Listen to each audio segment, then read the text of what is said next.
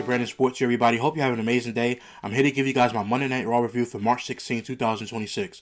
Before we get into the review, guys, please hit that thumbs up, subscribe to the channel for more great content headed your way. Now, my overall thoughts about this show was that I'll give it a C-. I'm giving you guys my letter grade early just to give you guys a feel of how this show was. The show started off hot. The show started off very, very good. The crowd tonight from San Antonio, Texas was very, very loud. They were live. They were actually cheering. They actually felt like they actually wanted to actually be there. And the first hour was good. I'm not going to lie. I don't sugarcoat anything, you guys. You know I always tell the truth in my reviews no matter what. Even if it might be disliked or whatever the case may be, I'm going to give you guys my honest opinion. The first hour, to their credit, was actually good. The second hour from 9 o'clock until 10:30, the show went downhill. And I'm going to explain why throughout this entire review tonight. But tonight's show was a C-. That's my grade for the show. I'm giving it to you guys early. I usually save it for the end, but the reason I'm giving it to you guys now, because I just want you guys to feel how the show was by my letter grading. So tonight's show was live from the Frost Bank Center in San Antonio, Texas. We saw WWE Women's Intercontinental Champion AJ Lee defend her championship against Bayley. We saw a non-title match with Stephanie Vaquer versus Raquel Rodriguez. We saw El Grande Americano versus Los Americanos El Grande Americano. We also see Alpha Academy's Maxxine Dupri versus Natalia, or Nattie now. Then we'll hear from the Judgement Day after they kick Finn Bálor out. Then the Beast Incarnate Brock Lesnar obviously returned tonight for his open challenge at WrestleMania 42. And then the OTC Roman Reigns appeared on tonight's show. So the show opens up with Michael Cole and Corey Graves welcome us as we see the World Heavyweight Champion CM Punk and AJ Lee walking into the building together. Michael Cole says Lee will defend her championship against Becky Lynch tonight, which it was not Becky Lynch, it was Bayley. So he got that wrong again. Michael Cole be messing up for the past couple weeks of commentary. Maxxine Dupri then arrives with Akira Tozawa and Otis. She will face Nattie, as I already ran through that. The Judgment Day is then shown celebrating in their clubhouse. They're throwing Finn Bálor's merchandise away in a trash can. Stephanie Vaquer is also shown arriving at the Frostbank Center. And we'll take a look back at Randy Orton's betrayal of Cody Rhodes. Randy Orton will be on Raw tonight via satellite in an interview. Now, this is where the show started. The segment starts with the mystery men make their way to ringside and Seth Rollins reveals himself. Seth Rollins says he wants to make this perfectly clear. Seth then says he created the vision and he will be the one to kill it. Seth then says he doesn't care if you are on the shelf like Braun Breaker or Bronson Reed. Seth then says he does not care if you are a pawn like Theory and Logan Paul. Austin Theory and Logan Paul. Seth then says if you stand by Paul Heyman, consider yourself marked for death. Seth then says 2 weeks ago he had the satisfaction of putting a steel chair on Paul's back. Seth then says he had the satisfaction of stomping Paul Heyman's fat head into this mat. Paul Heyman then makes his way onto the stage, and Paul Heyman looks disheveled. Looks like he didn't shave, which I know what he's doing here. He's giving off the impression that he didn't shave, which, I mean, he didn't shave at all. But he did not shave. He had basically a red eye. His eye was red. It looked like he had tears in his eye, the right eye. So that's how he printed it off as if he didn't get any sleep. He did something to his eye, and he did not shave. So he basically looks completely disheveled and messed up. Good on Paul Heyman for actually acting, because last week, and I forgot to mention that too, last week, when he got kidnapped the week before that, they didn't even bring it up.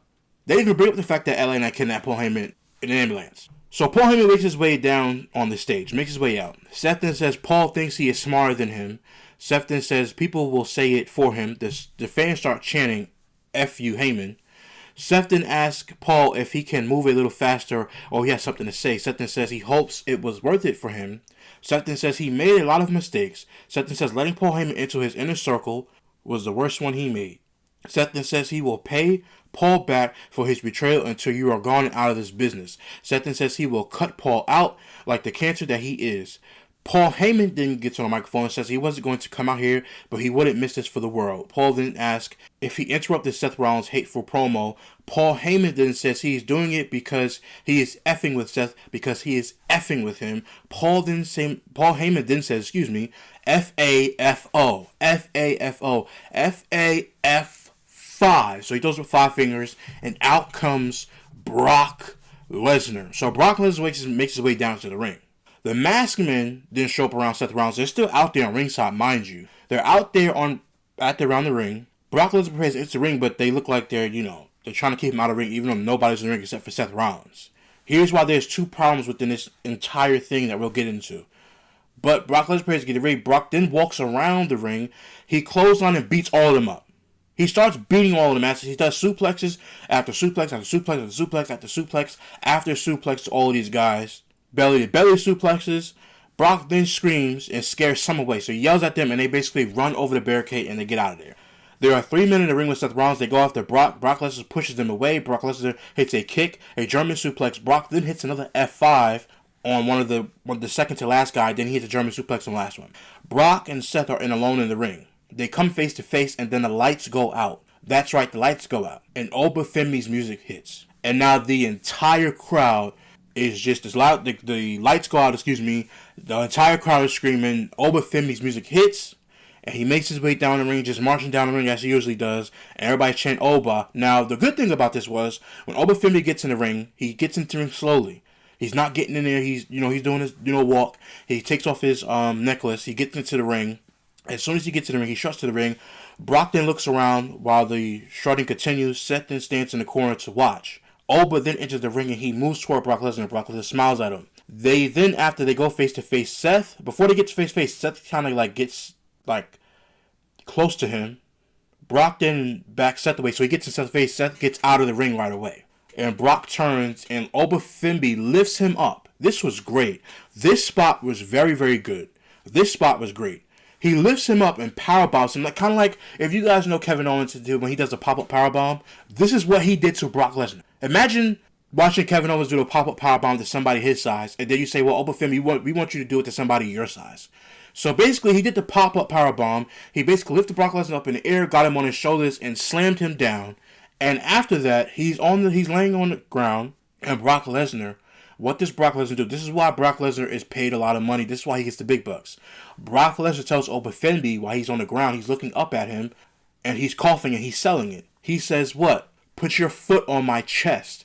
So Oba Femi puts his foot in his chest and is, in Brock Lesnar's chest, and he points over at the WrestleMania sign and does his pose, and he's talking trash to him, and then Brock Lesnar then rolls out of the ring. After that, Oba Femi's just staring him down, and Seth Rollins obviously got out of there. Now, here's one problem I had with this. I don't have any problem with any of this entire segment, except for when the masked men come out and just jump over the thing, and Mike Cole's like, here we go again, not this again, but fine, it is what it is. I don't really like it too much, but it is what it is to get everybody's attention. So Seth Rollins in the ring. When Brock Lesnar gets in the ring and he F5s the first guy and he German suplexes the other guy, what I didn't like was that he was in the ring to get revenge on Seth Rollins, but he wasn't moving fast enough. And this was a telltale sign that Seth Rollins is not clear, because if that was Brock Lesnar being the Beast Incarnate of which we call him, he's just not going to stand there and let Seth Rollins just go face to face with him. He's going to rip his head off for what he did to Paul. So that's when I'm like, okay, Seth Rollins said on Good Morning Football that he wasn't cleared. Fine, I get that. But you put him in the ring with the Beast, and the Beast doesn't do anything to him. But I get why they did it, to get the face-to-face for the lights to go out. But instead, they should have just as soon as he turns around, as soon as he hits that German suplex on the last guy, as soon as he turns around and looks at Seth Rollins, the lights go out. You never ever get them to get face-to-face or get closer to each other and the lights go out. As soon as he turns around, boom, lights go out. Because if you do that, now it's like Brock Lesnar didn't just run out to Seth Rollins and rip his head off. So it's like a little bit of a delay. I'm not going to nitpick too much, but it was just like a little bit of a delay there, where it's like, man, Brock Lesnar, if he was cleared, which again, you're not supposed to know that he's not cleared, even though they tell you on TV, but he's supposed to just rip his head off. Brock Lesnar doesn't really hesitate in the ring. As soon as he gets in there, he rips people's head off. So I was kind of like, okay, I see what they're doing. They're setting up Oba Femi coming out. I get it. When the lights went out, then you figure out what's going on. But like I said, I'm not going to nitpick that too much. It was just a telltale sign that, man, Seth Rollins can't really do anything physical besides kick Paul Heyman in his head and hit him with a chair. But this segment was absolutely good. The crowd was cheering for Oba Femi. And when Oba Femi came out, one part of the crowd was going, Oba. And I thought they were putting this noise in there when he goes, hoo, hoo. But when I'm listening to him, I'm like, oh, the crowd's really doing that. Because I'm like, I thought they, the crowd would go, Oba, and then they were putting in that voice dubbing going, whoo.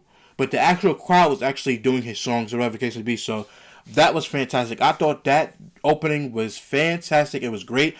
It made Oba Femi look like $1 million. Now, I said on my SmackDown review that I did not like this matchup happening because I didn't like the way they was booking Oba Femi. But now I'm interested. Now you've got me hooked up with Brock Lesnar and Oba Femi. Now you got me engaged with this.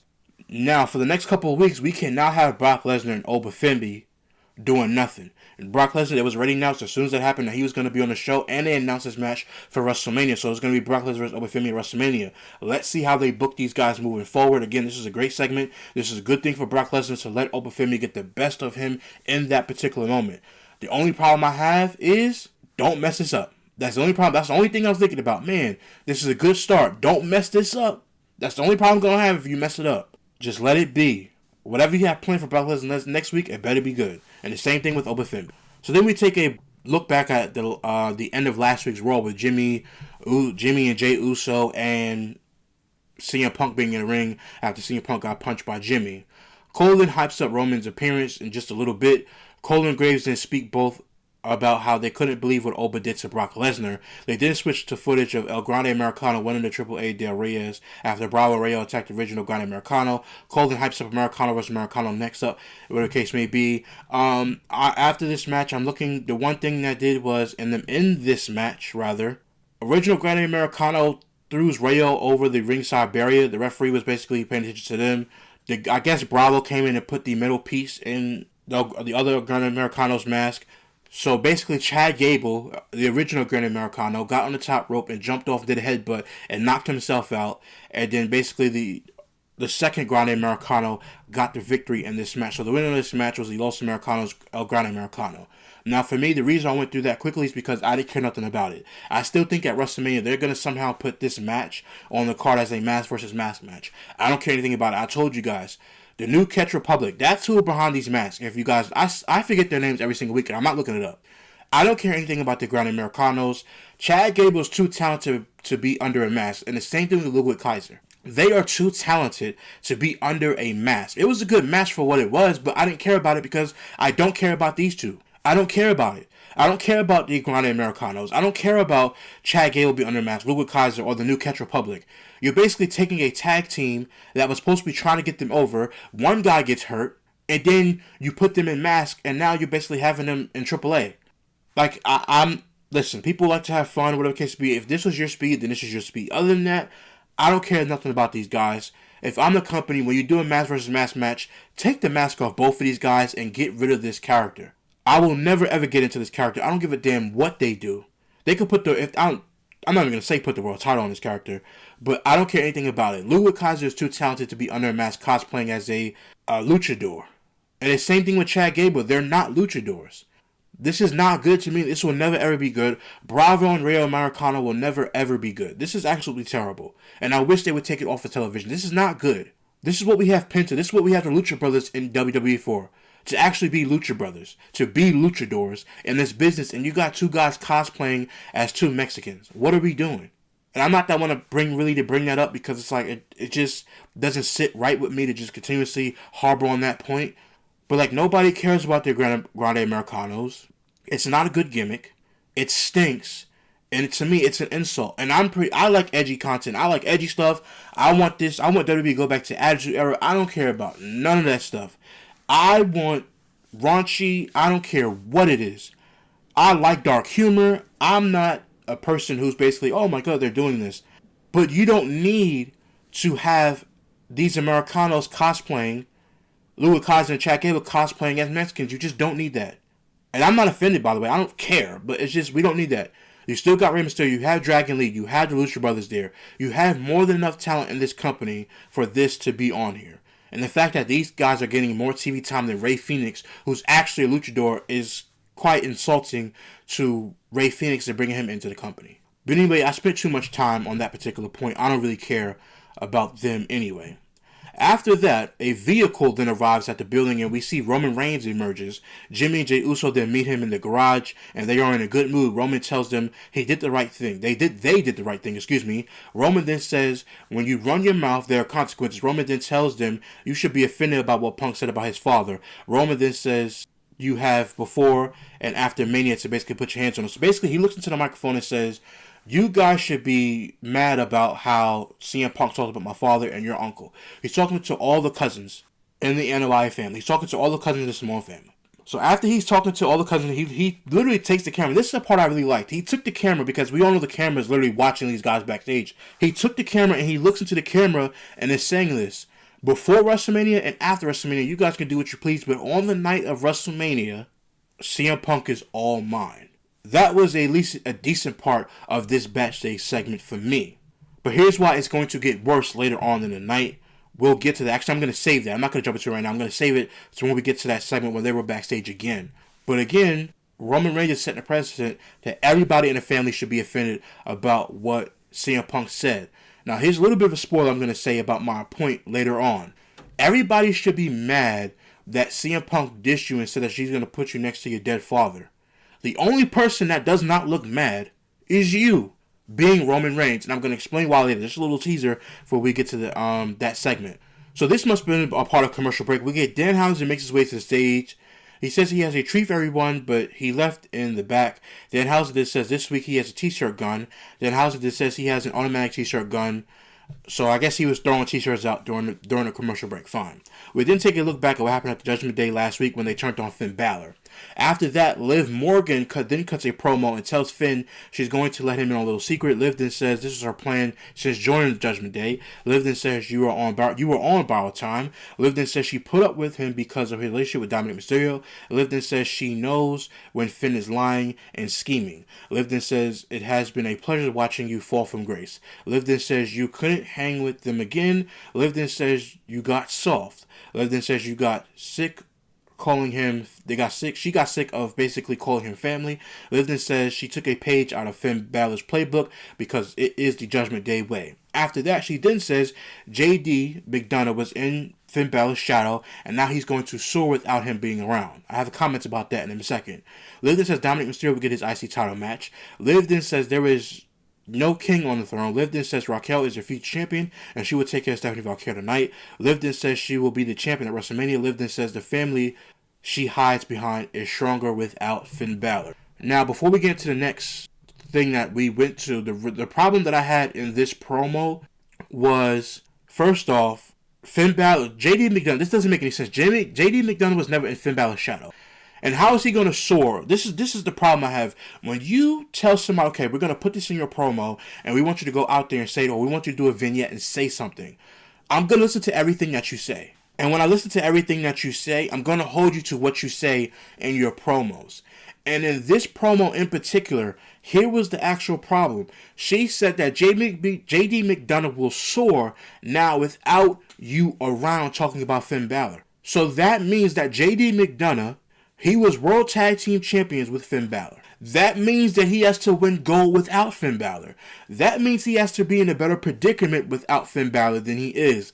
Let's see how that goes. Because now you say this, we've been plotting this whole entire time, and now when we get here, now you have to go above and beyond of where you were. You were in a tag team when Finn Bálor was with you. Now that he's gone, you should be winning the Intercontinental Championship. You should be doing better without him. So that means you should win gold without him, or you should be winning gold as a singles competitor because now you're not in a tag team because you broke this tag team apart. That's where logic comes in. If you're going to tell the story of Liv Morgan saying that he's no longer going to be under the shadow of Finn Bálor, then guess what? He needs to do better without Finn Bálor than he did with him. And if he doesn't, she's clearly lying and there was no plan at all in the writing of this.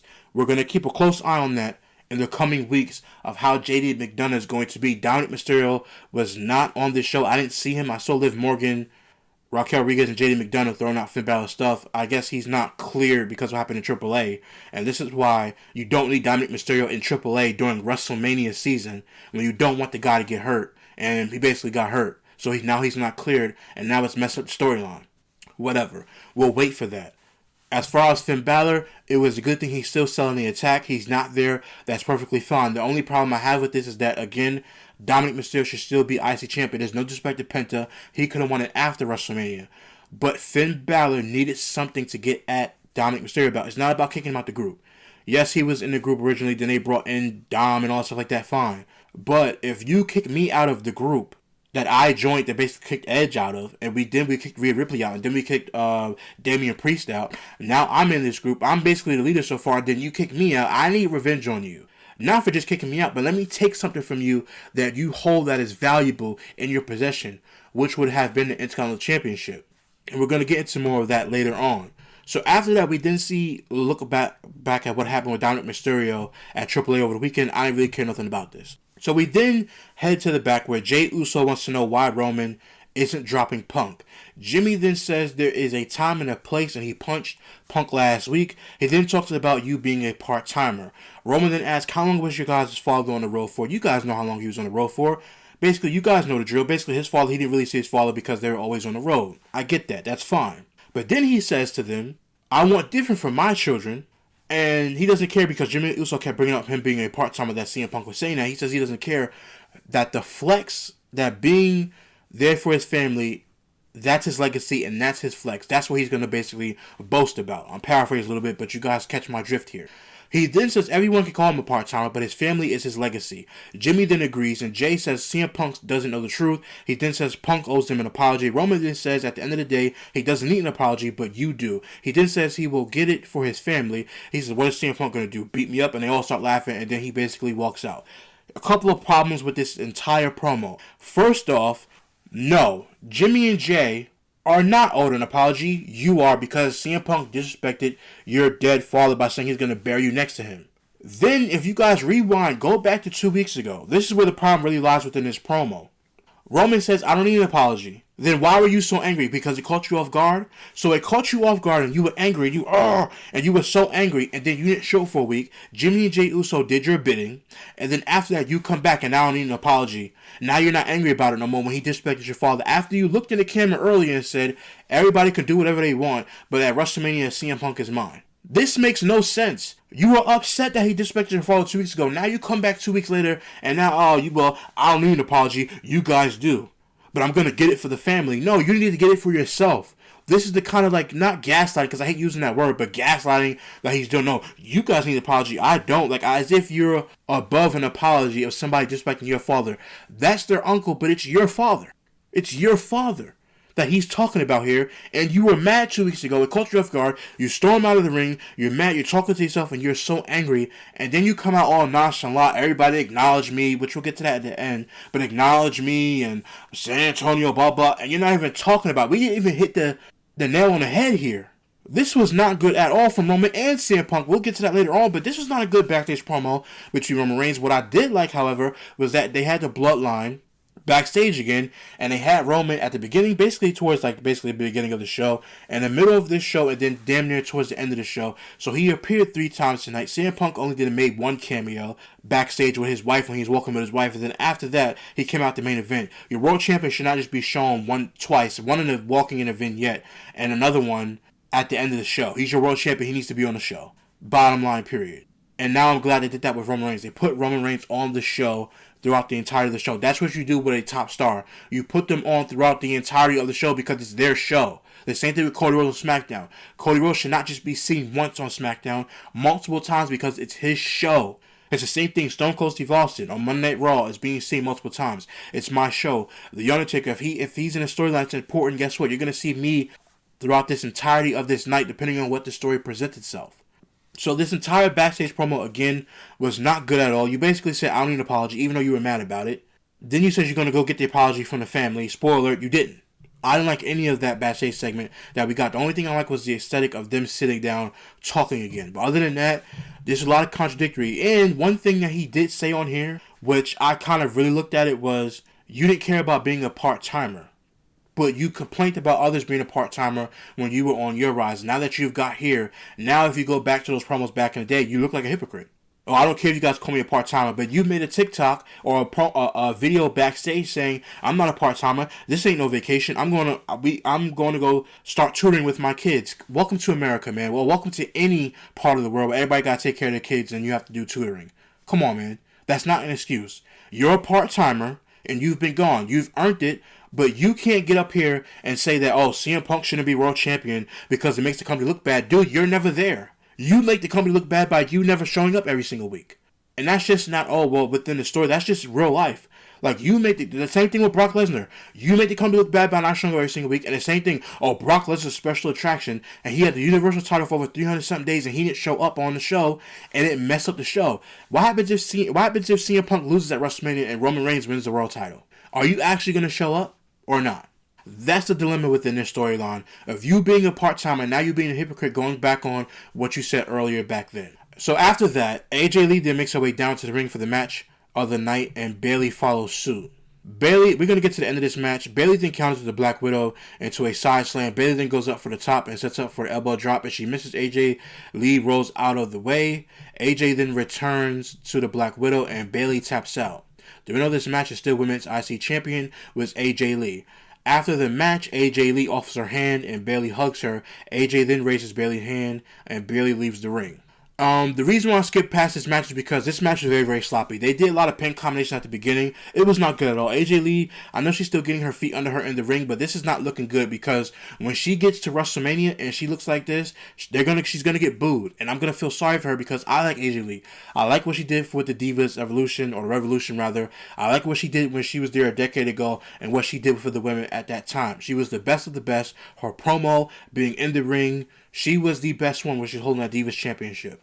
I would never ever disrespect AJ Lee at all. I like AJ Lee a lot. I've been wanting her to come back for more than a decade. So far that she's been back, she has not looked good at all. I know it's ring rust, maybe, whatever the case may be. Again, I'm not calling her out on her name. I'm not disrespecting her. It's just about business. So everybody relax. This was not good. I'm telling you, these matches look choreographed.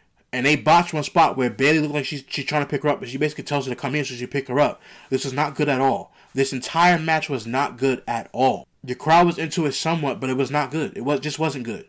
It looked so choreographed, and that's one thing I say about women's wrestling that I do not like. And then a lot of things men botch too. So like I said, to you guys who are watching, I'm not picking on one and calling out the other. Whenever it's time to be called out, I'm going to call it out. This did not look good. You did a couple of pin combinations, and you guys were too late. Then you guys looked like you were trying to set up and didn't know what you guys were doing. This was not good at all, and I feel bad for them because Bayley, again, top 10 greatest of all time women in the ring. AJ Lee, one of the greatest women on the microphone ever in this business. This match was not good, and if we get this match, or something to the equivalent of it, at WrestleMania, and AJ Lee is not on her P's and Q's, dot your I's and cross your T's, she's going to get booed out of that building. She's going to get booed out at WrestleMania if this match looks the way that it does. I'm telling you guys right now. I'm telling you right now, this is not going to end well with AJ Lee if she continuously looks like she's lost out there. Because a lot of the offense that she had, Bayley had to initiate it. I'm telling you guys, go back and watch for yourselves. I'm not picking on anybody, because if there was men, I would call it out too. I'm being fair.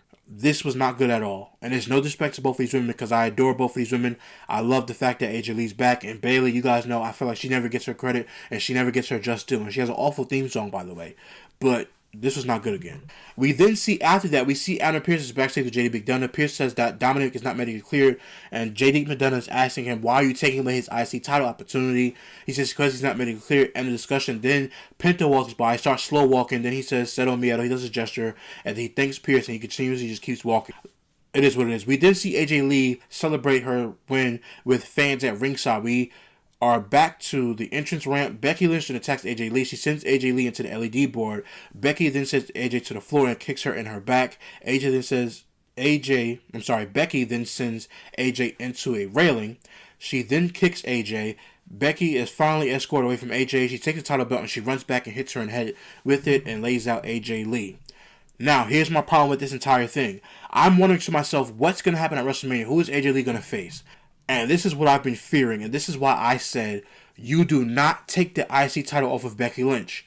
Why? Because at WrestleMania, I did not want to see AJ Lee versus Becky Lynch again for the IC title. I said you keep the championship on Becky Lynch and have Becky Lynch do an open challenge or something like that, whatever it is. I didn't really say that part, but I'm saying it. And Charlotte Flair answers the call. Here's why Charlotte Flair answers that call. Because that's a marquee match that you have previous history with. You could say, well, guess what? Rhea Ripley went over to SmackDown. We are trading Rhea Ripley and we're getting back Charlotte Flair. We don't need Charlexa anymore. We don't need that tag team, and I'll get to why. You could have had Becky Lynch retain her title, end the feud with AJ Lee, and have her face Charlotte Flair WrestleMania for the IC title. Again, I said Io Sky versus Julia for the Women's United States Championship, and make it interesting, Rhea Ripley versus Jade Cargill. But this is what they could have done. They could have just did AJ Lee versus Bayley at WrestleMania. Give Bayley a WrestleMania moment with AJ Lee, the one that she looked up to, the one that she wanted to be like and wrestle and be there for. That's a story that tells itself without the women's IC belt. You then have Becky Lynch retain and have her have the championship. She goes on WrestleMania, faces Charlotte Flair. You trade them back and forth, fine. Then this is what you do with the women.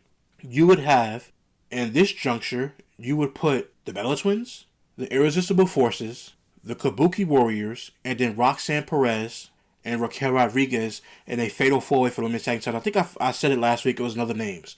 But now, you take the Kabuki Warriors and you put Asuka and Kairi Sane in the tag team. They're already in the tag team. You put them at WrestleMania. Then, again, you are to put the Bellators because they're going to get their moment. And then you have the Irresistible Forces. And then you would have Roxanne Perez and Raquel Rodriguez and have that fatal four-way. You have AJ Lee versus Bayley. You have Charlotte Flair versus Becky Lynch for the IC title. You have Io Sky move to SmackDown and face Julia, which will be a great match, a strong style match for the Women's United States Championship to boost that championship, and then Rhea Ripley versus Jade Cargill because Bianca Belair is not there. That was the perfect thing. But now that you put the Women's Intercontinental Championship on AJ Lee, which they should have not have done, now we're going to run back Becky Lynch versus AJ Lee again. I'd rather it be Charlotte Flair. They should have never taken a belt off of Becky Lynch at all. This was a colossal mistake that they're going to pay for. Especially if AJ Lee performs the way that she did tonight. Now, here's the thing. AJ Lee doesn't need the belt going into WrestleMania because you could have did a storyline with Bayley, like I said. Bayley could have basically said she wants to face her, da-da-da-da. You could write something. This is what you're being paid to do. Write something that has Bayley and AJ Lee have a singles match. Let them have their own moment. Well, people are going to say, well, what about Live Valkyria? Because now that this match is basically probably going to be official, it's going to be Becky Lynch versus AJ Lee. Right, for the women's IC title. Supposedly on SmackDown, it's going to be Julia versus Tiffany Stratton for the women's United States Championship. It's rumored that it's going to be Io Sky versus Asuka, supposedly because of Kairi Sane, which doesn't make any sense. Then you're going to have the women's fatal four-way match at WrestleMania. It's going to be the Bella Twins versus the Irresistible Forces versus Bliss and Charlotte Flair versus Bayley and Liv Valkyria. I don't like that match at all. What about Raquel Rodriguez and Roxanne Perez? We're going to have Raquel Rodriguez, who you guys been building up. You guys have been building this team up for Raquel Rodriguez, especially her, for months. Building up the Judgement just for her not to be on WrestleMania? Are you kidding me? What's the point? I know Roxanne Perez is not back for whatever she's dealing with, but what about Raquel Rodriguez? You guys have been building her up. She faced Stephanie Vaquer tonight. What happens now? I know I'm long-winded with this, but they messed this all up. I don't want to see Becky Lynch versus AJ Lee at WrestleMania. AJ Lee did not need the title. She did not. She could have won it at SummerSlam or after the fact, but there is more of a story there with AJ Lee. You gave AJ Lee versus Bayley on a random episode of Monday Night Raw for the IC title, and the match wasn't great. They messed this all up. It should have been Becky Lynch holding on to the title, ending her feud with AJ Lee, winning Elimination Chamber, and that's it. But because you wanted to have a moment with AJ Lee and CM Punk in Chicago winning the title, now we're going to have AJ Lee go into WrestleMania, and maybe, I don't know, maybe they're going to take the belt off her because she's not going to be there full time again. If at WrestleMania, if I'm Triple H and I'm doing the booking, AJ Lee's dropping the title at WrestleMania. She's not retaining. Becky Lynch is going to win the title back at WrestleMania and end this feud, and that's it. We then take a look back at the contract signing between WWE Champion Cody Rhodes and Randy Orton, with Randy Orton absolutely destroying Cody Rhodes. After that, Penta makes his way down to the ring and says he has something to say before his match. Penta says last week he told the world that he wants to be a fighting champion. Penta then says he told Adam Pearce to pick anyone because he is always ready. Penta then says he is the champion of all his people. Penta then says whoever comes out to the ring tonight, be ready because he is Penta and he has Seto Miedo, which means that he has no fear. After that, Dragon Lee comes out and accepts the challenge. The winner of this match, obviously, is going to be Penta. He hits Dragon Lee with the Destroyer for the win. This was a really, really phenomenal match between both of these guys, and Penta retained championship. After the match, Penta helps Dragon Lee up. Lee raises Penta's hand. Penta then returns a favor, and they shake hands. Now, here's the part where the criticism comes in. Now, hear me out. The reason why Penta should not have won the championship right now, because first off, he needs to be with his brother, reunite with his brother. Or if you're not going to do that, until maybe after WrestleMania, he should have won the title after. Here's why. Because the IC title needs a story. I don't need open challenges with Penta for the IC title. I'm going to be a fighting champion. This is a knockoff version of what Sami Zayn and then Ian Dragunov and now Carmelo Hayes are doing on SmackDown because you don't know what to do with the championship, so now you're going to put them in open challenges. What's the story with the IC title going into WrestleMania? The story should be, to answer my own question, it should be on Dominic Mysterio. When Dominic Mysterio gets cleared before WrestleMania, they need to take the belt off of Penta. And the reason why they need to take the belt off of Penta because it's more of a story when you have Dominic Mysterio getting back his prized possession, which is the IC title for now, and the Triple H Championship, but we're not worried about that. The IC title, and you have Finn Bálor take that from him. Yes, Danhausen, I don't care about Danhausen cursing Dominic Mysterio, he loses. That should have never happened. Dominic Mysterio should have kept the title because it's a better story of having Finn Bálor at WrestleMania. Nobody knows. He returns as the Demon, and he takes the IC title and gets back at Dominic Mysterio for kicking him out of the Judgment Day. That's the perfect storyline for the IC title. It puts some stakes on the line for Finn Bálor besides getting revenge after being kicked out of the Judgment Day. What happens after that? Oh, you win and you beat him at WrestleMania, then after that there's nothing? No. You take the IC title and then you going up against Penta, and then what you would do is you would have Dominic Mysterio cost Finn Bálor the IC title against Penta if you have an open challenger, if the case may be, and then after that, let Penta have it, do whatever, and then you continue the feud with Dominic Mysterio and Finn Bálor. There was no need to take the championship off of Dominic Mysterio right now. That's a better story at WrestleMania. The IC Championship on the line. The return of the Demon and Finn Bálor versus Dominic Mysterio because they kicked him out of Judgment Day. That sounds a whole lot better than Penta doing open challenges on Monday Night Raw and potentially being in a multi-man match at WrestleMania for the IC title. This is probably going to happen. It's probably going to be, if Xavier Woods is still hurt, they're probably going to do Penta versus Javon Evans, probably versus Kofi Kingston, probably versus other people too. I hate multi-man matches at WrestleMania for titles. I do not like the fact that they put the IC title on a ladder match and have ladder matches for the IC belt. No, stop doing that. That's lazy booking to get multiple people on WrestleMania who, quite frankly, don't deserve to be on the card. And this is why I hate two-night WrestleManias. Not everybody deserves to be on a WrestleMania card. Let's keep it 100. Like Jacob Fox who say, let's keep it 100. Not everybody deserves to be on a WrestleMania card. I'm sorry, but that's just the facts. I don't care. People get mad at me. You can retweet this. Oh, he just, no. You're not deserving a WrestleMania spot. If the story books for it and you should be on the card, then you be on the card. We're not putting people on WrestleMania just because they have to be there like Vince McMahon did back in the day. No more of that. If your story's hot enough, you're on WrestleMania. If it's not, oh well and good luck.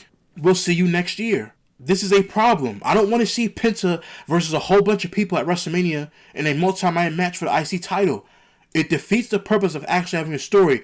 What you could do is have Penta go to SmackDown for the love of God and have him team back up with his brother and win tag team titles at WrestleMania.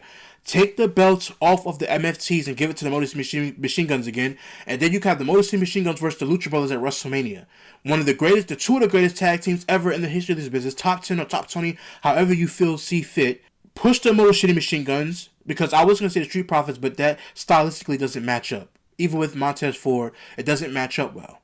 So what do? You put the belt on somebody else that they can have a great match against.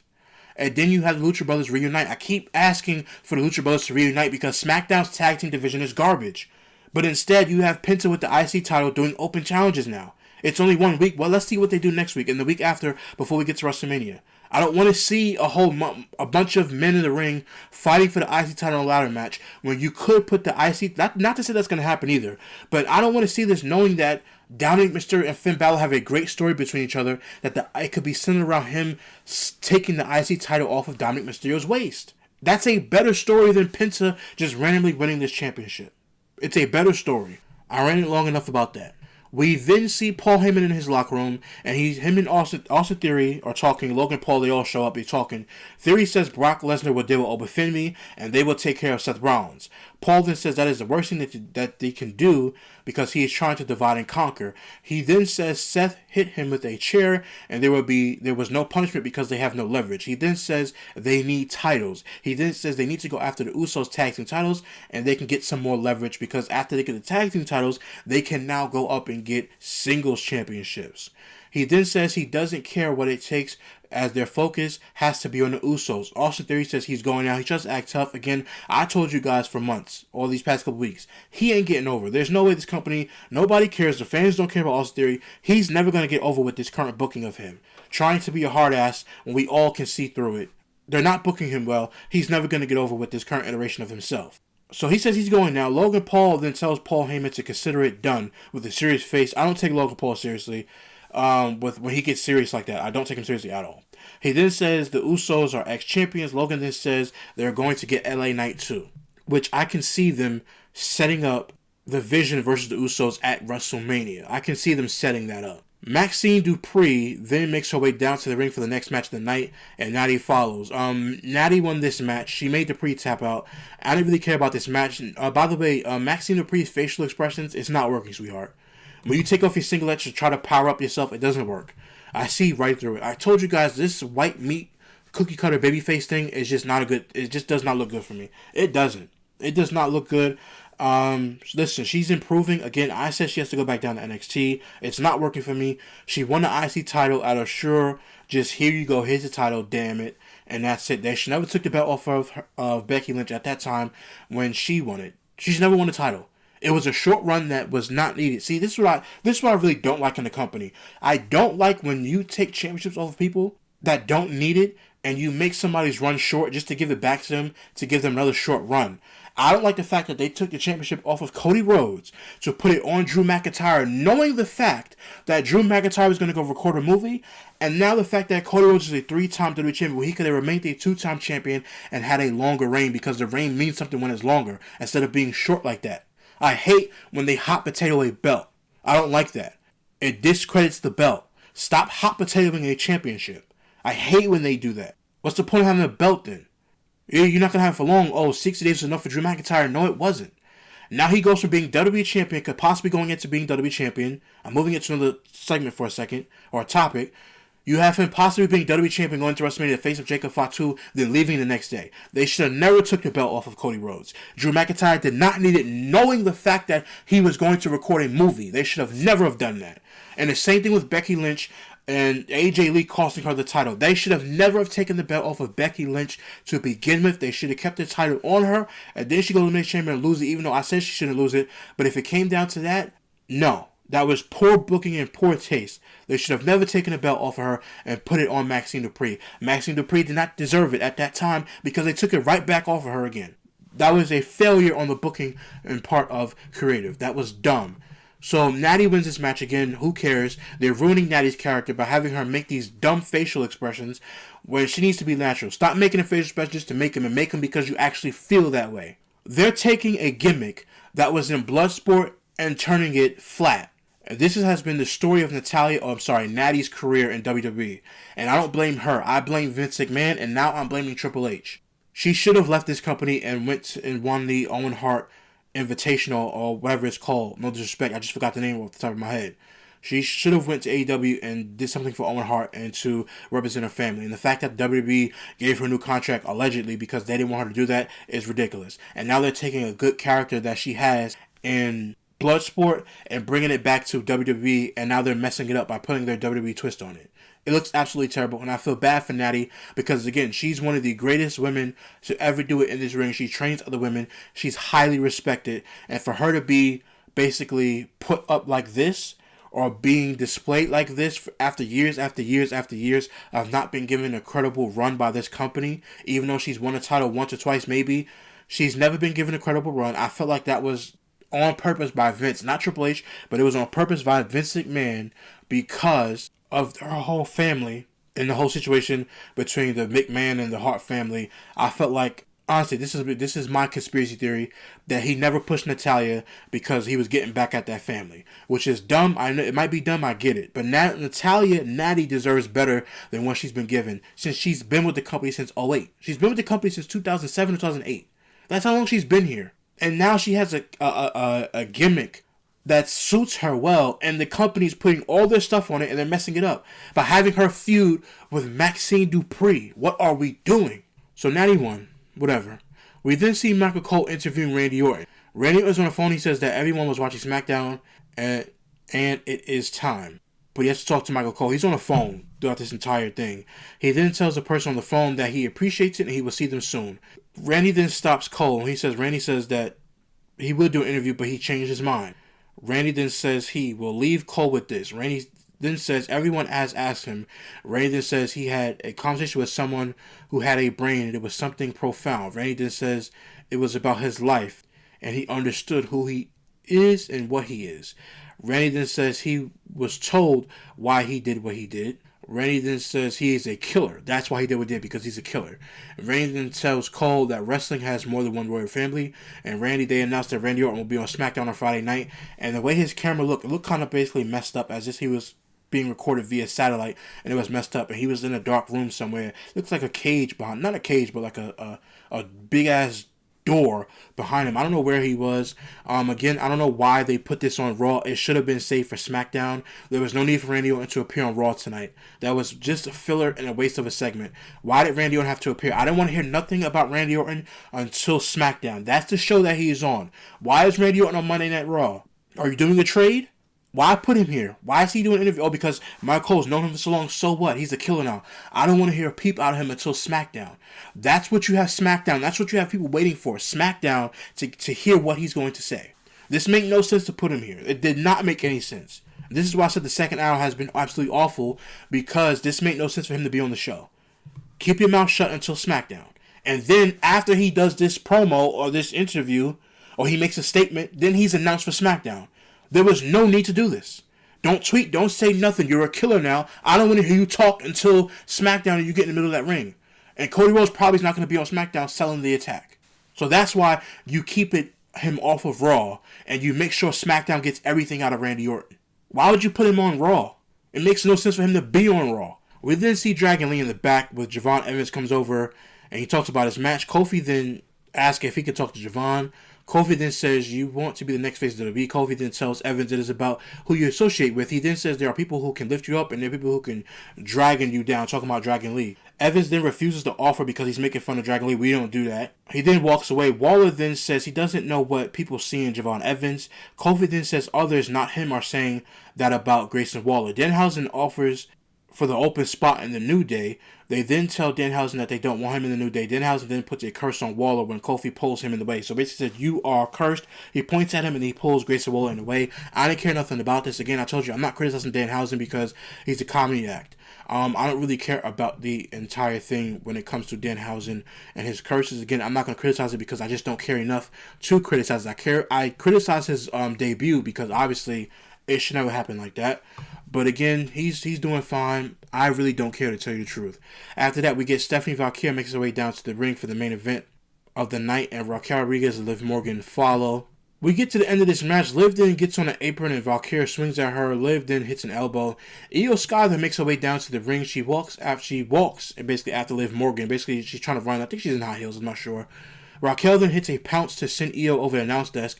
Vaquer then hits a crossbody to Raquel and gives Liv a thrust kick and sends her over the timekeeper's barrier. The barrier, like throw her over the barrier, keep her by the area.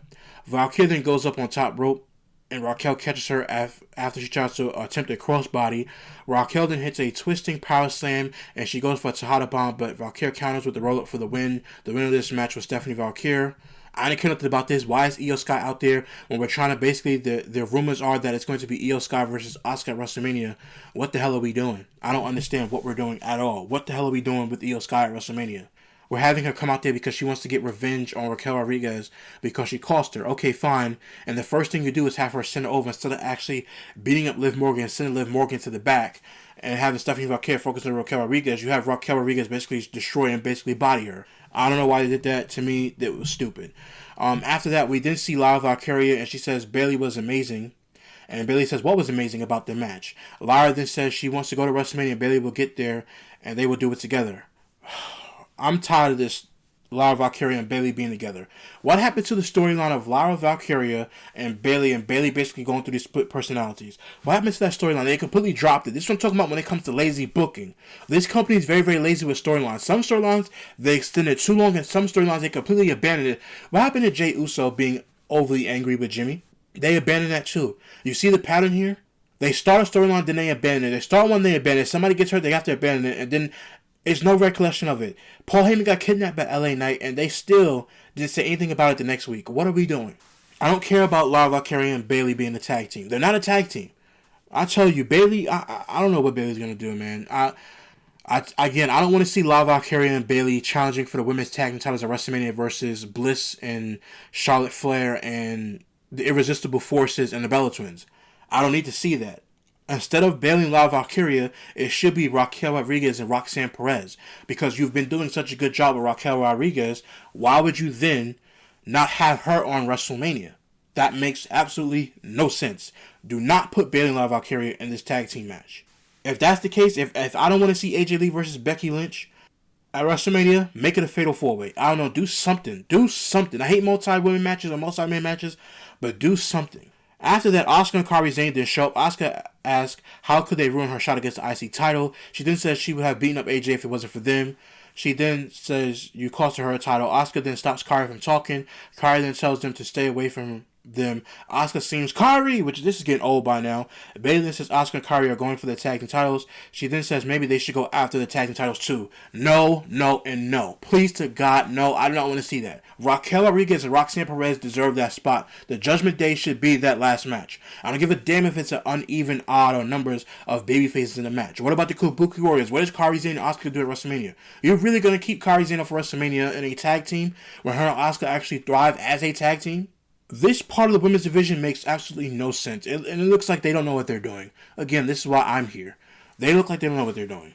So after that, it is announced that Brock Lesnar vs. Femi is official for WrestleMania. Brock Lesnar will be on Raw next week, and the Usos will face Logan Paul and Austin Theory. After that, we then see Jimmy and Jay Uso walk in the back, and LA Knight stops, and he says the Vision had their names in their mouths, and he didn't like it. He then says they have business with the Vision, and he cannot help but notice that you are getting a bit cozy with Roman Reigns. Jimmy and Jay say that it's family business, and Jay says to mind your business, LA Knight. Knight then says, no. He then says if the old bloodline comes back, they cannot be on the same page. They give each other a fist bump. Jay Uso doesn't give LA Knight a fist bump. After he walks off, Jay Uso smacks Jimmy and says basically, I don't like him. Whatever case it be, fine. Roman Reigns then makes his way down to the ring. Roman then plays to the crowd and grabs the microphone. Roman then tells the crowd to acknowledge him, and they oblige. Roman then says he knows. They hear it in the back. Roman then says they understand whose show it is. Roman then says at the end of the day, he's in the beginning, the middle, and you know who ends the show. Roman then says you gotta forgive him, but Phil gets confused. Roman then says they are in the main event and that this is Monday. Roman then says Punk, this is his show. Roman then says don't listen to that. Roman then says the water is warm, and he tells Punk to come on out and talk. Let's talk some business. So CM Punk makes his way down to the ring. He is taking his sweet ass time to the point where I'm getting mad, and I'm saying to myself, man, CM Punk, get your ass in this goddamn ring. I'm getting mad because I'm like, man, you're taking your time, and you're wasting time because this is Phil. This is them wasting time, Philly, because they had nothing to talk about, which we'll get into. So Punk is taking his sweet ass time. Roman Reigns is chilling like, I don't give a damn how long you take. I'm getting repaid regardless. So anyway, Punk gets inside the ring. Roman then welcomes him into the ring. He welcomes him to his main event. The same stuff that they've been saying for the past couple of weeks. Punk then says about that. Punk then says you use his government name as if it's an insult. Excuse me. Punk then says his friends can call him Phil. Punk then says maybe he call him by his name, but he's not looking up his Wikipedia. He then says, I'm certainly not going to call you Joe because that would be insulting to a real Simone who I love very much. Then Roman Reigns says to CM Punk, call Joe and ask him who your tribal chief is. Punk then asks Roman if all the Samoans are coming after him. Roman then says he said they can do whatever they want. He then says all they're going to do is basically high-five him like the people in San Antonio did. Punk then says he is a little surprised that Roman hasn't taken a swing at him yet. Punk then says he knows he already won because he's in Roman's head. Let's stop right there. If I ever have to hear this guy say he's in Roman's head one more time, the same thing, which Roman Reigns is going to call him out for, basically the same redundant BS that you've been saying every single week. I'm in Roman's head. I'm in your head. This is the third time them having a face-off, and he said this 3 times. Enough. We know that you're in his head. We get it. Stop repeating yourself. Roman then says he would expect Punk to think that because he's on everybody's mind, and the crowd starts cheering. He then says all the time he's on everybody's mind. He then says you will say anything. Roman then says Phil hasn't main event anything this year. He then says he couldn't main event a live event tour in Europe, much less WrestleMania. He then tells Punk to say something special, which I agree with him at this particular point. Say something good. Y'all sitting here beating on the bush doing the same BS that y'all been doing. He just said something special. Punk then says he was calling for Roman last week, but Roman was too chicken SHIT, and he sent out his cousins. He then says he didn't want Jimmy and Jay to be in the crosshairs of this, and did what they had to do. They did what they had to do. He then says he got what he deserved. He then says, right message, wrong messenger. He then says, who is the real tribal chief? Then Roman Reigns makes fun of him saying, who's the real tribal chief? Who's the real tribal chief? You're saying, everybody been saying this for the last 5 years. You're saying everything is basically redundant, which is true. I agree with Roman Reigns is saying this. He says they're redundant with the same SHIT. He then says, maybe you should ask the real money makers like your wife. who's basically tribal chief, ask your wife. He then tells Phil not to waste his time. He tries to leave, but CM Punk stops him. He basically gets out of the ring, but Punk gets out of the ring. He says, "Young boy, I'll tell you when it's time to go. It ain't your time yet, young boy," whatever. After that, Punk then says it is his ring, and his title is his belt. He then says, he tells you when he comes and goes. He then says, "Young boy, it's not his time." Fine. Punk then says he can feel it and he can see it. He then says he is under your skin. The same thing, I'm under your skin. I'm under your skin. The same thing basically saying I'm in your head. I'm in your head. It's the same narrative and the same boring thing that CM Punk has said before. He then says this is the last time you will main event at WrestleMania, and he will get you on his shoulders, and all his Punkmaniacs will be chanting his name, which the Punkmaniacs line was very, very corny, will be chanting his name while he drives you into his knee and split your ego in two and beat you on the grandest stage of them all. After that, Roman then says he didn't want to go here because there's too much history. He then says you are delusional. He then says you are great on a microphone and you're great with the mental games. He then says you cannot phase him. He then says he is the greatest Punk has ever faced. He then says you are not faster or stronger than him. He then says you can't do anything he does in the ring. He then says you are nothing to him. He then says that title is an embarrassment. He then says you are a tryhard and you are old. After that, CM Punk punches Roman and Roman goes down. Officials that come out to hold CM Punk back. Roman then smiles at Punk and tells him mind games to come on as he rubs his temple. Roman then stares him down before officials escort Punk to the back and the show comes to a close. For the life of me, I cannot tell you guys how bad this was. This was horrible. This entire promo segment was terrible. CM Punk, I'm in your head. I'm under your skin. You said that for the past couple weeks. Give us something new. How about you go back to the point where when you were supposed to main event WrestleMania and The Rock basically stepped in, took the title from you, and main evented with John Cena again, and you and Undertaker were not even on the actual main event, but you guys were basically two matches before, a match before that main event happened. Why don't you bring that up that The Rock basically screwed you like he was going to do Cody Rhodes? There's an easy story right there. That The Rock did to you what he was trying to do with Cody Rhodes, and basically the fans didn't let that happen again, and that's why he needs to beat Roman Reigns at WrestleMania. Because he finally gets to main event against a guy who was a part of this man's family, and that he took the main event of WrestleMania from me being WWE Champion going into WrestleMania, and instead you had to drop the belt to The Rock, and The Rock faced John Cena and took the main event from him. Why not add that in? That's exactly what happened. CM Punk was supposed to main event at WrestleMania, being WWE Champion, but Vince McMahon called him and said, I need a favor from you. Drop the title to The Rock. You'll face Undertaker at WrestleMania, and The Rock will go on to face John Cena at WrestleMania for the WWE Championship, even though it was built as a once-in-a-lifetime thing. Why not bring that up? That's why you really want to beat Roman Reigns. That's easy to add to that. Why would you not bring that up? But instead, you get mad because he called you old. You said that you were going to bury this man next to his father, but because he called you old, now you're upset and now you want to punch him in the face and just walk off as nothing happened. And Adam Pearce walking out with these officials, and he's pointing to the WrestleMania sign as supposed to be, look, no. Roman Reigns and CM Punk came off as absolutely terrible to each other in both of these segments. And here's why. Roman Reigns supposed to be mad about his father. He looked like he didn't care at all that he said that about his dad. Then after that, CM Punk comes out repeating the same shit that he said last week, excuse my French. After that, they basically got nowhere. They didn't talk about anything. Roman Reigns could have brought up his dog. CM Punk could have brought up the fact that The Rock basically took the main event of WrestleMania from him, and that's why he wants to beat him, as I just stated. This was absolutely terrible between both of these guys, and to end it weak like this with a punch, why? Why touch each other now? Why punch him now? You might as well wait until WrestleMania. We're just almost 30 days away from WrestleMania. This is what you give us? A punch because he called you old. Roman Reigns acting like, oh, I don't need an apology. I'm going to go get an apology. Oh, I don't need one. Maybe you guys need one. No, this is absolutely terrible. From the 9 o'clock hour until 10:30, this was absolutely garbage. And this promo capped off the night was garbage. Seth Rollins not being cleared and open for me and Brock Lesnar was the best segment on tonight's show, and the first hour was good. Other than that, this show was absolutely terrible from the 9 o'clock hour until 10:30. Again, I give it a C- because that first hour was good enough, but the second hour and the last half an hour was absolutely garbage between Roman Reigns and CM Punk. This is absolute trash they put us through, and this is the problem with being a part-timer that Roman Reigns is, because now we don't get what we need to out of Roman Reigns. Yes, they did spur him throughout the show, yes. But other than that, that was it. We got two whack-ass promos between these guys.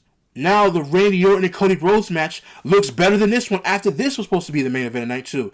If Cody Rhodes and Randy Orton continue on this path that they're on, let's see what happens on SmackDown. They should get the night 2 main event instead of Roman Reigns and CM Punk. That's how I'm feeling right now. Again, the first hour was good. The second hour and the last 30 minutes, absolutely terrible. A lot of the booking has been terrible on these shows. Again, I'll give the first hour their credit. It's a C- for me. This show after that was absolutely terrible, but I'm not surprised because sometimes they start off hot and it gets boring. The same thing with SmackDown. SmackDown will start off hot and it gets boring after that. That's what happened last week. So again, I give this show a C-. Let me know in the comment section down below how you guys feel about this show. If you guys agree with me, you disagree with me, you feel like I'm being too harsh, let me know. This is an open forum. This is an open space for everybody to comment and be a fan and basically give your feedback on how you guys felt about Monday Night Raw tonight. Make sure you guys hit that like button. You subscribe to the channel for more great content headed your way. Share with your friends and family so the channel continue to grow. Until next time, guys, see you real soon.